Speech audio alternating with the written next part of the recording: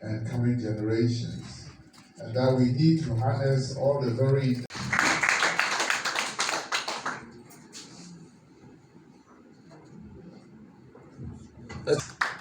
we can do better. Put your hands together for her. Royal Highness Bafo Osei Sherman Brantu, royals from Ghana and other kingdoms in Africa and elsewhere, in distinguished session chairs, speakers, the Queen, the Sama, and others. When we were beginning with the planning, it wasn't clear as to how we were going to fare. But because of the commitment on the part of all the members, although we began with a large group of people, towards the end, the group had slimmed. And yet the vim and the drive, the dedication that was demonstrated by the Queen, Ajimang, and the others helped us to get to. And then we had sub-themes that were distributed to subcommittees. The subcommittees worked on the details that really drove the events to a successful end. One takeaway that I have is that no matter what the issue, when you have a group of people that are committed to making that issue come to fruition, it will happen. There were challenges on the way, but to commit to education and restitution is a laudable idea. And now the next level that we want is to have people that will help us to implement that which we have discussed. And after this meeting, I had two people meet me outside that said they were prepared to commit to belonging to a volunteer team of people that will make the ideas, the deliberations become tangible. That gives me hope.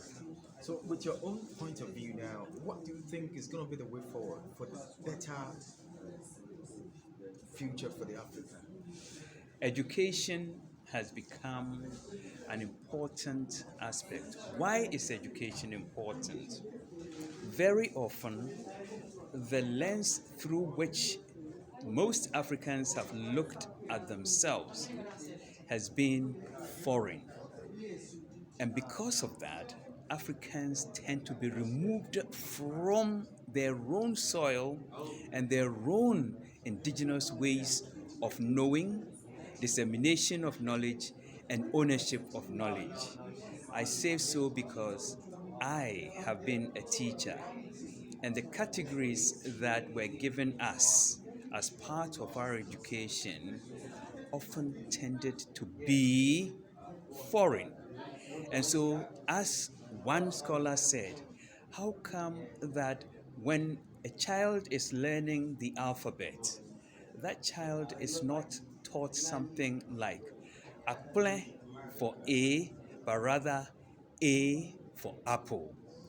And then there are Africans that shy away from their own cultural practices because they think, and that's something that they have heard from the Europeans that colonized us, that our own cultural practices are inferior to them.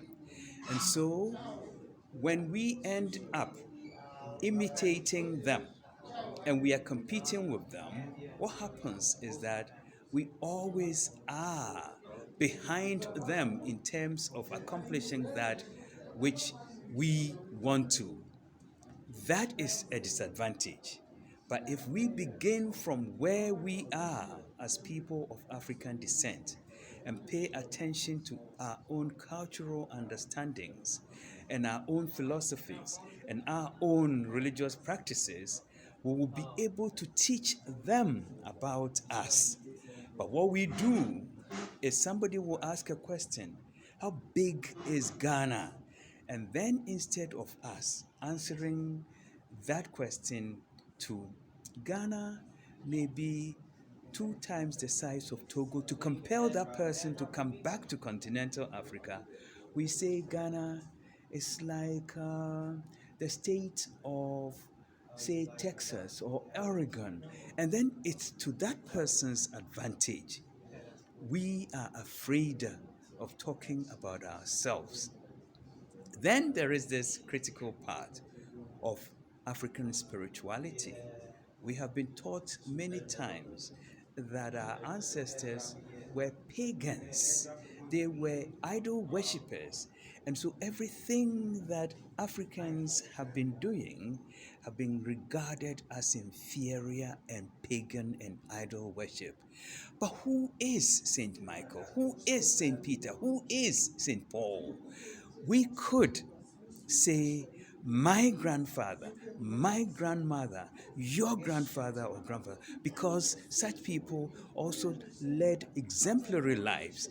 But we have been, unfortunately, miseducated to regard our own people as not virtuous as other people. And that too hurts us. That's an aspect of spirituality, because to us, we do not operate as individuals. Africans, as you may have heard of the Ubuntu philosophy, I am because we are. So the individuality that was imposed on us is hurting us. Look at what is happening in Ghana and other parts of African nations. But if we go back to the communal understanding of my happiness is intertwined with your happiness and his happiness and somebody else's happiness, our notions of selfhood will become communal and not that emphasis on this individualistic dimension. That's another dimension that I want to touch. Any person who borrows other people's teeth to smile does not smile on his or her own. What it means is that we cannot mimic other people and expect to live authentic lives. All races, all ethnicities, all languages, people belonging to all groups of people everywhere. If you mimic other people, you prevent yourself from actualizing your potential. Every race, every ethnicity. Get it, just sit down there. Just be there, we'll help take picture with you. On the chest. No, position where to snap everybody. Come, for a participant.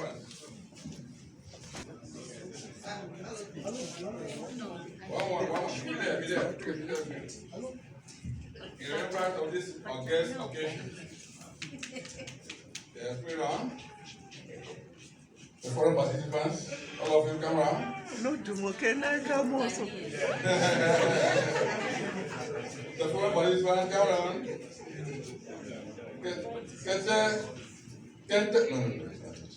Kente is Ghana. And Ghana is Kente, a gem of Africa. A priceless gem of Africa is Kente. Yeah. The foreign participants.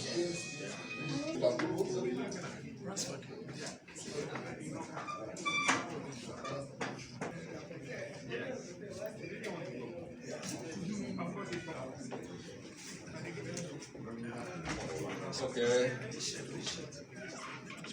Thank you very much for